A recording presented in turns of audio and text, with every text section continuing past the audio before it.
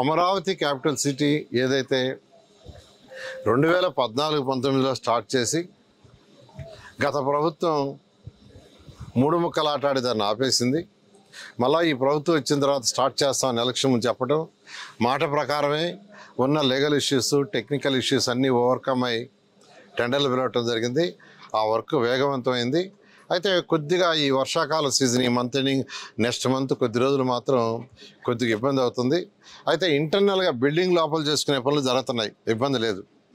ఏదైతే road works ఉన్నాయో ఆ రోడ్డు వర్క్స్ మాత్రం వర్షం వస్తే 4-5 రోజులు ఆపుతున్నారు, తర్వాత చేస్తుంది. ఏదేమైనప్పటికీ గత ప్రభుత్వం ఎన్ని ఇబ్బందులు పెట్టినా రైతు సోదరులు ఇబ్బంది పెట్టింది, కాంట్రాక్టులను ఇబ్బంది పెట్టింది. వాళ్ళ కాంట్రాక్ట్స్ క్లోజ్ చేసి ఉంటే కొంత ఇబ్బంది ఉండేది కాదు.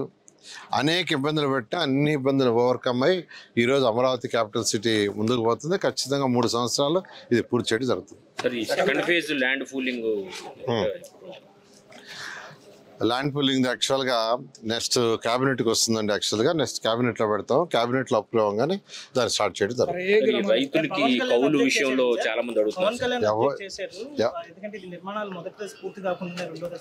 ఎవరు అబ్జెక్షన్ చేయలేదండి క్యాబినెట్లో. సీఎం గారు ఏం చెప్పారంటే సబ్ కమిటీ ఉంది కదా, సబ్ కమిటీలో డిస్కస్ చేశారా లేదన్నారు.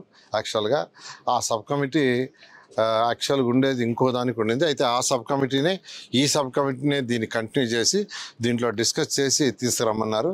సబ్ కమిటీ రేపు ఎల్లుండో కూర్చొని డిస్కస్ చేస్తుంది. డిస్కస్ చేసిన తర్వాత ఈ క్యాబినెట్కి పెట్టడం జరుగుతుంది. అదే సబ్ కమిటీలో డిస్కస్ చేస్తాం. వాళ్ళు ఇచ్చే సజెషన్స్ ఏమన్నా ఉంటే అవి తీసుకొని దాని ప్రకారం ముందుకు పోతుంది. రైతులు కౌలు ఇచ్చేసారు కదా, మొన్న ఇచ్చేసారు, దాదాపు వేసేసారు. మొన్న 4 days బ్యాక్. ఎప్పుడు డేటా ఇది కాదు, 4 days బ్యాక్ రైతులందరూ కౌలు వేస్తారు. ఎవరికైనా రాకుండా వాళ్ళకి ఎందుకు ఆగిందో డీటెయిల్స్ ఇస్తే మేము పర్సూ చేస్తాం ఖచ్చితంగా. Okay, thank you.